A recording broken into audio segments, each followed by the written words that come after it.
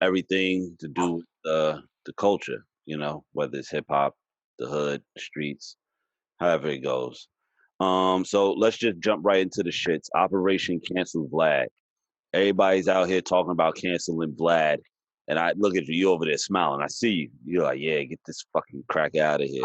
I've been working on this. Like, I don't do cancel culture and none of that, but I've been saying the shit I've been saying, the shit that's going on now that people are getting on Vlad about. And I'm not trying to act like I'm some philosopher or I'm, ahead of my time or whatever, but I've been saying, I could pull up a tweet from 2017 saying the exact shit when I was addressing Vlad about shit that people are getting on him for now, and he blocked me, and I didn't even add him. Mm. So I've been on this whatever bandwagon or get Vlad the fuck up out of here, culture vulture for like 3-4 years now. So I'm just glad to see it finally unfold and people are opening their ears and their eyes to this shit.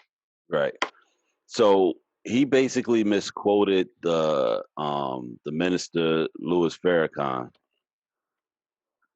and everybody's upset about that. Now I watched the video. I guess he misquoted him when he said something about the Yaqubs, Violence.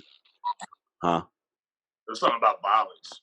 Right. Like about violence and basically saying like Farrakhan was saying that black people need to react with violence, and that was completely off. Okay. So all right, yeah, because I watched a clip. It was a clip that he did with DL Hughley where he was saying what DL But Hughley you're was not gonna basically find that clip. It's hard to find it. You might have, but he edited it out.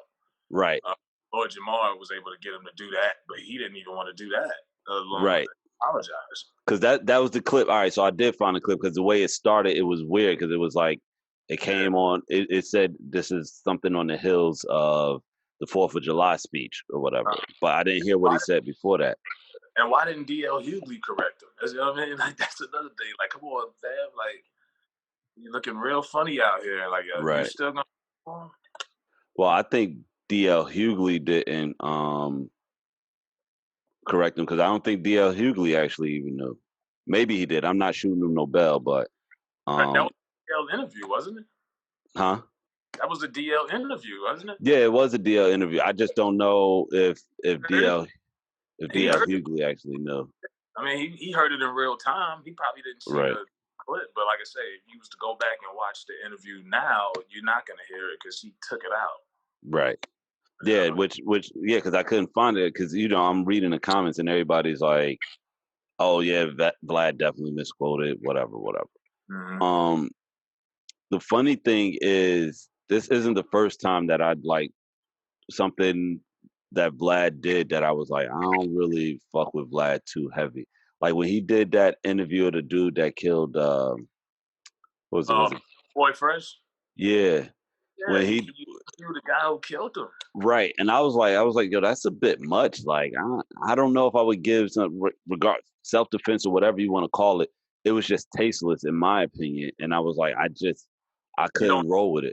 Yeah, it's just like I don't know how he was even able to get a hold of that guy, but his show was a little bit of first 48ish. I've always said that it's he lives off of black conflict, Hmm. you know, and His show seems to be losing steam anyway, if you ask me, he because according to him, he says he's gained subscribers. well, he's probably gained subscribers, but the level of content I think is falling downhill because now his interviews, he seems to be doing a lot more talking about himself than actually interview. Because every time he interviews somebody and he's asking them a question, he relates it to himself somehow, some way. And I'm like, yo, that's kind of like He's he, trashy now. he's feeling himself like academics now. He's feeling Yeah. himself like I'm the big time boss. I'm the big blogger. Y'all come to me. He's feeling himself. I wouldn't know because I don't watch his shit like that. But I guess he's an invader and he's on top because a culture vulture is an invader. You know what I mean? You're invading our fucking culture. It's like a hyena coming into the pride lands. You're invading. You know, Mm-hmm. he studied and you could tell he studied black culture for a long time. He's been here since he was like 4 years old. He came from Russia or whatever. You studied our culture, but it's just certain stuff that I don't care how much I study your culture. There's certain nuances, there's certain things that y'all do. And I'm just saying as an example, I don't care if it's Asian culture. There's certain things that they do that I won't be able to pick up reading a book or just studying. Right. And when it comes to sensitivity with black folks, it's not written, but you know better than to interview the killer of a slain artist. You know what I'm saying?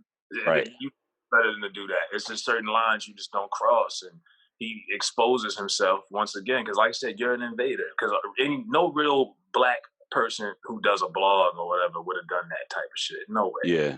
No better. Yeah, especially not in the time when it happened. Like, because recently he had Keefy D, who was the uncle of Orlando, the dude that shot Tupac. Mm-hmm. And, you know, there was the whole Orlando Anderson. There was the whole controversy about who did it. Nobody know who did it. Then the truth comes out. And the reason that one was so much more entertaining is because it was such a mystery.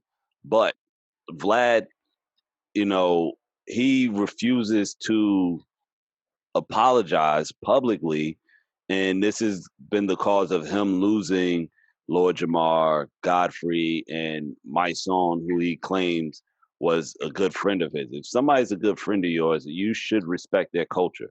And which is crazy because, you know, everybody gave Nick Cannon hell, and Nick Cannon came out and apologized, and for, you know, whatever, somebody felt that he was offensive, then that's fine. But personally, I think Vlad claims he's Jewish when it's convenient for him. Yeah, he's half Jewish, half Russian. That's what Vladovich or whatever.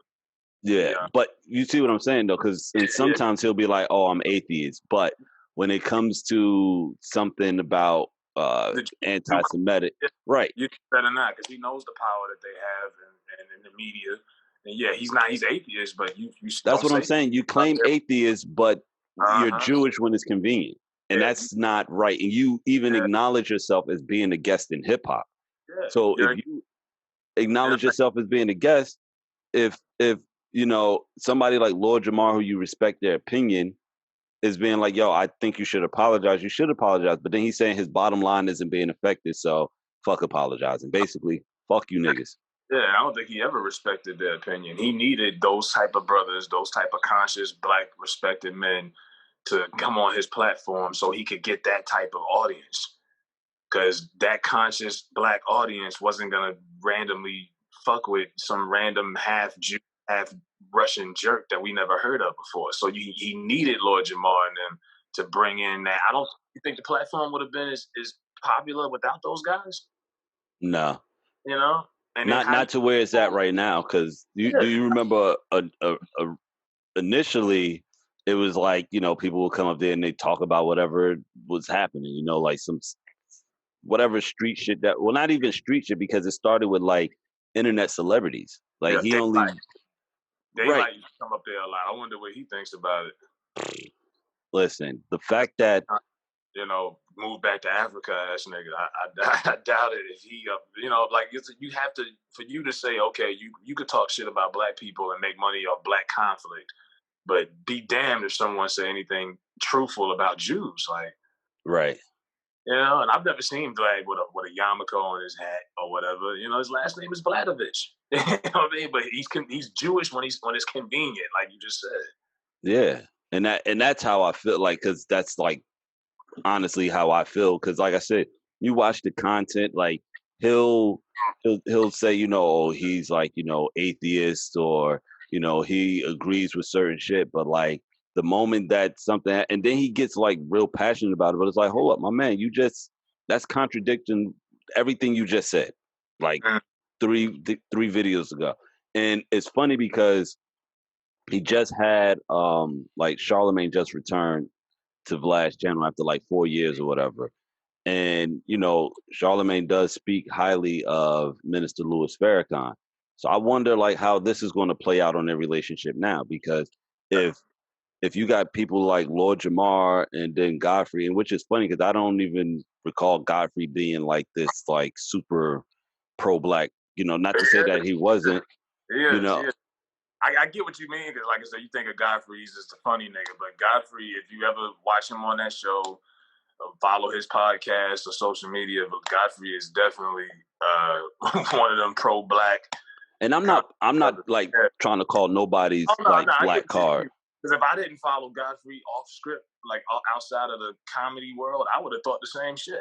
You know, Yeah. because prior to me, following him off that, I just thought he was just a funny nigga, that did stand up. But nah, he really um is about that shit. It's just like I say. I think at some point, Vlad is gonna have to eat crow as this goes around. Because like I say, it's not just Jamar, Mysonne, Godfrey. You got Charlemagne. If he's about any of the shit that he claims, you got Daylight. You got DL Hughley.